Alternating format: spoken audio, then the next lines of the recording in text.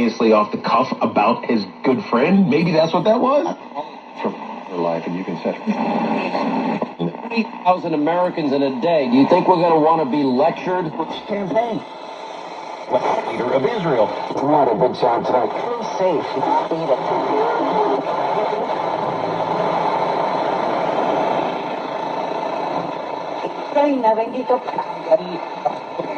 We'll call major insurance.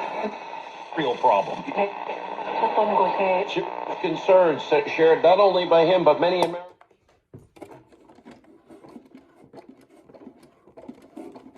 Dollars to go to Ukraine? Really? That guy? And he won't help our ally? What did Israel do to deserve that terror?